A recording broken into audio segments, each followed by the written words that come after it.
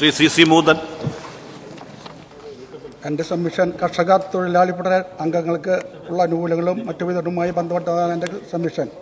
Sir, കേരളത്തിലെ ആദ്യ തൊഴിലാളി ക്ഷേമനിധി ബോർഡായ കർഷക തൊഴിലാളി ക്ഷേമനിധി ബോർഡ് സാമ്പത്തികമായ പരിധിനം മൂലം അതിവർഷാനുകൂല്യം അടക്കം കൊടുക്കുവാൻ കഴിയാത്ത ഒരു പ്രതിസന്ധി നേരിടുകയാണ്. ഒരു വർഷത്തിൽ 24 രൂപ അംശാദായം അടയ്ക്കുന്ന തൊഴിലാളിക്ക് 60 വയസ്സ് പൂർത്തീകരിച്ച് പിരിഞ്ഞു പോകുമ്പോൾ വർഷം കണക്കാക്കി 625 രൂപയാണ് ക്രമത്തിൽ അതിവർഷാനുകൂലമായി നൽകിയിരുന്നത്. ക്ഷേമനിധി ബോർഡിൻ്റെ ഇപ്പോൾ ഒരു വർഷം തൊഴിലാളിക്ക് അടയ്ക്കുന്നത് 240 രൂപയാണ്. തൊഴിലാളി വിഹിതം വർദ്ധിച്ചതിൻ്റെ അടിസ്ഥാനത്തിൽ അതിവർഷ അനുകൂലം മറ്റ് അനുകൂല്യങ്ങളും കാലോചിതമായി മാറ്റം വരുത്തുവാൻ സാമ്പത്തിക പ്രതിസന്ധി മൂലം ബോർഡിന് കഴിഞ്ഞിട്ടില്ല. എന്നു മാത്രമല്ല, 2014 മുതലുള്ള അതിവർഷാനുകൂല്യത്തിൽ ലഭിക്കേണ്ട തുകയുടെ പകുതി വിതരണം ചെയ്തതും പിന്നീടുള്ള വർഷങ്ങളിൽ പിരിഞ്ഞ് പോയവർക്ക് ഒന്നും കൊടുക്കുവാൻ കഴിയാത്ത സാഹചര്യമാണ് നിലനിൽക്കുന്നത്.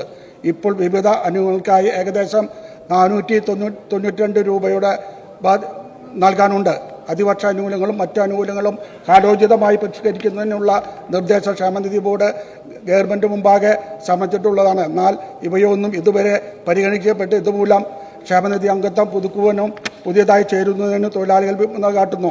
ഈ സാഹചര്യമാണ് നിലനിൽക്കുന്നത്. ഈ പ്രതിസന്ധി പരിഹരിക്കാൻ പല നിർദ്ദേശങ്ങളും വിവിധ സംഘടനകളിൽ നിന്ന് വന്നു വന്നിട്ടും അതിൽ പ്രധാനപ്പെട്ട 2 നിർദ്ദേശങ്ങൾ അങ്ങയുടെ ശ്രദ്ധയിൽ ഞാൻ പെടുത്താൻ ആഗ്രഹിക്കുകയാണ്.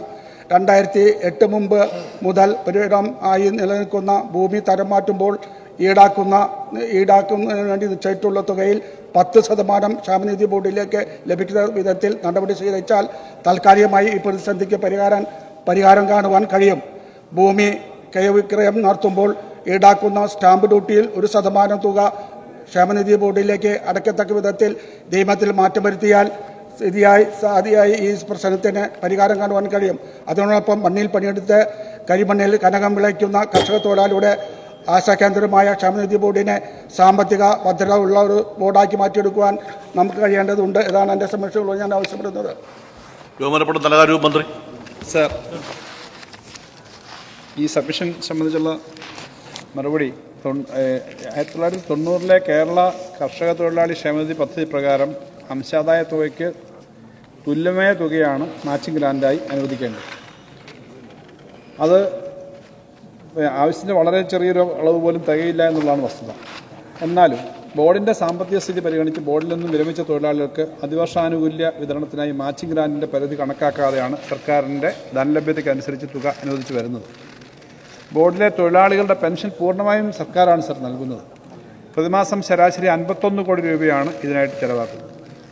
കൂടാതെ അതിവർഷാനുകൂല്യങ്ങൾ നൽകാൻ 2017-18 മുതൽ ഇതുവരെ 180 കോടി രൂപ അനുവദിച്ചിട്ടുണ്ട്. ഈ വർഷവും ഈ ഇനത്തിൽ 100 കോടി രൂപ ബജറ്റിൽ വകയിരുത്തിയിട്ടുണ്ട്. മേൽപ്പറഞ്ഞ വസ്തുതകളുടെ അടിസ്ഥാനത്തിൽ ബോർഡിൻ്റെ സാമ്പത്തിക ശേഷി മെച്ചപ്പെടുന്ന മുറയ്ക്ക് അതിവർഷാനുകൂല്യം ഉൾപ്പെടെയുള്ള ആനുകൂല്യങ്ങളുടെ വർധനവ് പരിഗണിക്കാവുന്നതാണ്.